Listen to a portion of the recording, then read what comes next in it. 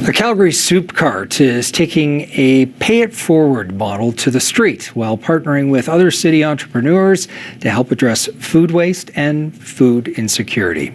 Video producer James Young checked it out. Seems like this is the popular one today. We can make a difference and run a business. It doesn't have to be not-for-profit anymore. Mr. Brett? Hi, I'm Tyler Melnick, and I'm the founder of No Fixed Address.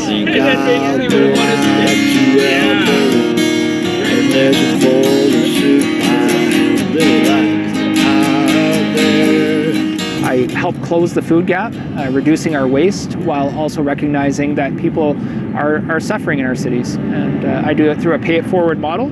So paying it forward is $5 to cover the cost of a soup. So 2 soups. 2 soups? Yeah. Thank you. Regular price items can be added on just a little bit more, and that generates something I call a huggable. These are the new tokens that we have today, the ones with the QR codes. Just drop it in the bowl, and as soon as the soup's ready, we'll make sure to give someone a meal. Yeah, perfect. Thanks, Sarah. Thank you so much. Oh, you're welcome. And the huggable is destined to be given away to whoever is facing food insecurity at that moment. Is it free?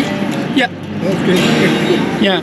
So all I need you to do is pass me the token that's in the bowl right there. That represents the soup that somebody's paid forward. Thank you. Yeah. I'm not doing something new. I suppose what I did is I came up with this radical concept to bring it to Olympic Plaza and make it more visible. You too, take care.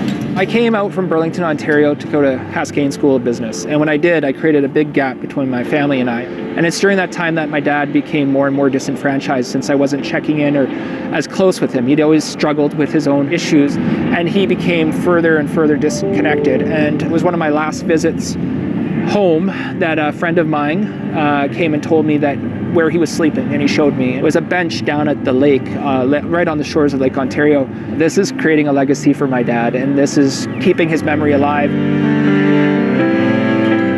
There's some real pioneers in our city. These super entrepreneurs have a social heart, and they really motivated me to see that if you create a social purpose business, it's not an afterthought to do the giving. It's a part of the business is to provide that goodwill, and so many people are doing it. What makes a good soup? Tender, loving care. Good ingredients and a little bit of good seasonings in there, and let it cook. Let it flavor through. Tyler actually reached out to me through the Leftovers Foundation. He needed somebody that would provide him with some product, a good, hearty, healthy-looking bowl of soup that people can enjoy, and they feel like they've had a meal after they've had a bowl of soup. He's kind of at my discretion as to what he's getting, because it depends what I have to make. He sees his weeks ahead of time, so he makes it when he has it on hand. That brings the food cost down. And so when I pay him, I'm saving a little bit there, which then I can pass on to the customers through the huggables. So we're taking what people are not buying in the grocery stores. There's still nothing wrong with it. You might have to take a knife, cut off a bruise. We checked 480 pounds of produce in October from a produce store, and out of that we lost 15% of that 480 pounds actually ended up in a compost. The balance of that was all turned into meals for people.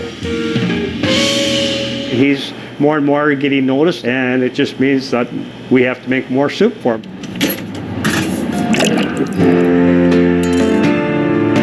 I have been approached by several other people who've heard the stories, and they've said to me, when can we get this? One of the groups that came to me is actually from Hamilton. They said, look, we're fundraisers.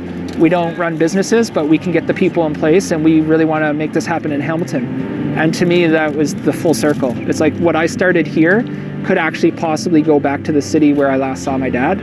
I'm just unbelievable. I was tearful.